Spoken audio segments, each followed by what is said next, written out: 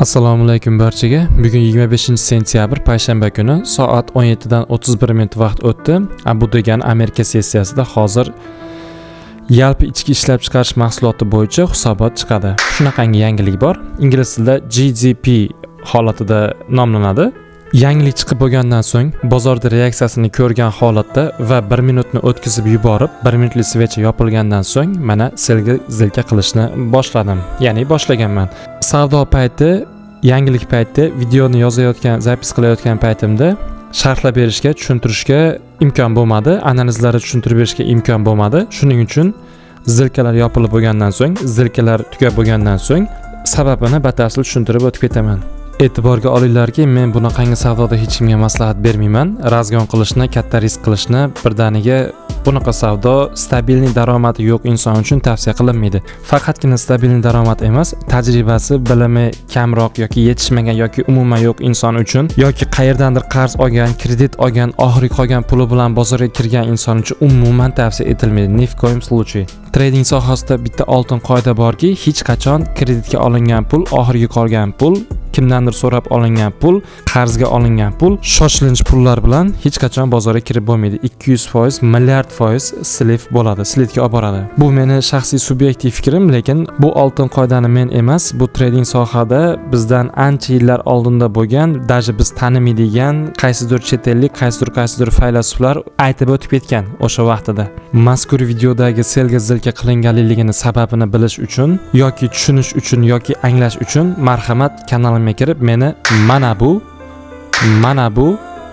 mana bu videoroliklarimi ko'ringlar. U joyda batafsil ma'lumotlar berib o'tib ketganman. Savdoga shaxsan men qanday yondashaman, qanday savdo qilaman, stabilniy daromad men uchun nima, trading men uchun nima, bozorni men qanday ko'raman, qanday analiz qilaman, qanday daromad qilaman, qaysi brokerlardan foydalanaman, buni kanalimga kirib, ko'rib, videoroliklarni pastga tushsanglar, kerakli ma'lumotlar bor. Doimiy kuzatuvchilarga takrorlash, yangi kuzatuvchilarga yangi ma'lumot. Kanalimda jonli savdolar ham bor.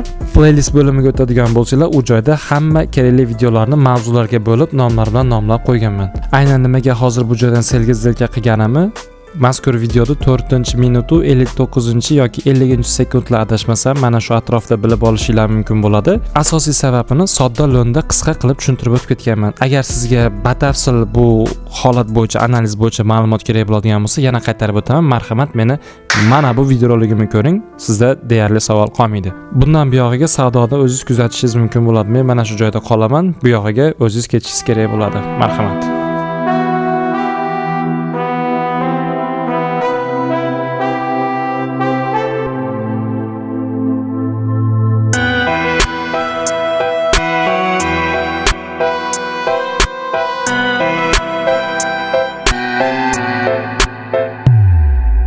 Quyosh ko'rinmaydi, menga nimadir yetmaydi. Xotiramdan nimagadir uni hislari ketmaydi. Nega kunlarim o'tmaydi, taksi ortiqcha kutmaydi. Bemehrlar nigohi meni hichama o'tmaydi. E'tibor xohlamagin agar uzoqni o'ylasang ham, unda yaxshiroq qarab e'tiborini xohlasang ham. Atrofingga bir qara, qidirganing topmasang ham. Mayli yolg'oningdan kul, o'zingga yoqmasang ham. Ko'rinaman hayotimning o'rtasida jilmaysa qarat. Oldinlari bosh bo'lgan qo'limda turadi karat. Maskarat, bir askardan chiqmaydi parat. Bemehr vujudida ham bo'lar kichkina yurakcha, senga berilgan inom axir buni qadri bo'lakcha. Yomon yo'lak ko'p tarafdan yurdi qancha asrlar, xatolarni to'g'rilashga yordam bermas asrlar. Topmasang ham agar yillab qidirgan uyingda yotmasang ham, sog'ingan ojiz ko'nglingga kular yoqmasang ham, siring bilib sotishdi ular sotmasang ham, kim bo'lsang ham qara o'tmishimda hamma kabi jim bo'lsang ham, sim ochil agar ochilmagan sir bo'lsang ham, qisqa gapir zabonsizga shirin til bo'lsang ham, nima yana qanaqadir karomatmi, balki hayot chizig'imda yurish boshqa alomatmi, sevganim ham alomatmi, his qilardim haroratni, to'xtalardan ko'p eshitdik, yoshlikdan yo'q bashoratni.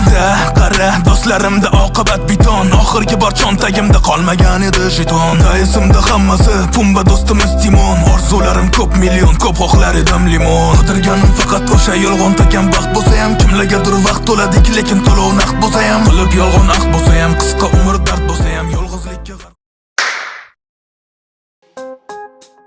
5 minutlik time frame'ga qaraymiz. Mana bu joyda kuchli tushgan svechidan so'ng birinchi to'xtalgan svechani soyasi mana bu joyda bo'lgan ekan. Shuning uchun hozir yana ham selni ko'proq qo'shdim. Mana shu soyaga bozor agar chiqib tegadigan bo'lsa yoki yangilaydigan bo'lsa, dalsh yana selga zilka qo'shaman. Katta ehtimol bilan bozor mana bu o'zini minimumini yangilash kerak bo'ladi. No, ne tolk o'zini minimumini o'zidan oldingi mana bu joyda kuchli minimum ham bor. 37-17 atroflari mana bu yoqqa tushish ehtimoli juda ham yuqori 37-20 ga bu safargi udardi. Mana bu birinchi to'lqin, ikkinchi to'lqin, uchinchi to'lqin yakunlandi. O'sha 4-to'lqin hozir yakuniga yetish arafasida. Agar 5-to'lqin bo'ladigan bo'lsa, 5-to'lqin juda ham kuchli bo'ladi va o'ylaymanki, mana bu yoqqa impuls bo'ladi. Ko'ramiz, izdirkamiz qanaqangi holatda yakunlanar ekan.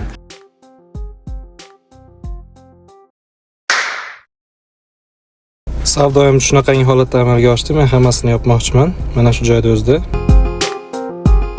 Men ko'zlagan minimum yangilandi. Shundan so'ng все, bundan buyog'iga shu yerda yopishga qaror qildim. Shu o'rinda shotni real shotligini ham ko'rsatib ketmoqchiman sizlarga, chunki kuzatuvchilar ichidan chiqishi mumkin. Bu demo shot degan fikrga to'xtalishlar.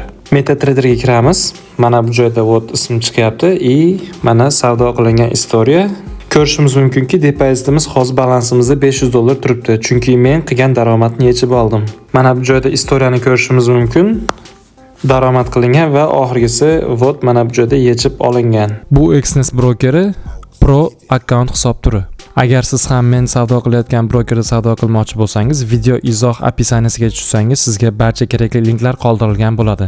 Noldan boshlab registratsiyadan o'tish, verifikatsiya qilish, depozit qilish va pul yechib olishgacha boshidan oxirigacha to'liq batafsil ma'lumotlar topsangiz bo'ladi. Jumladan mazkur ko'rayotgan videongiz izoh opisaniyasiga tushing, u joyda sizga barcha kerakli linklar bor. O'ylaymanki, sizlarda savol qolmaydi. Marhamat, ko'rishimiz mumkin yechib olingan shot. Endi mana shu joyda rostakamga xayrlashaman.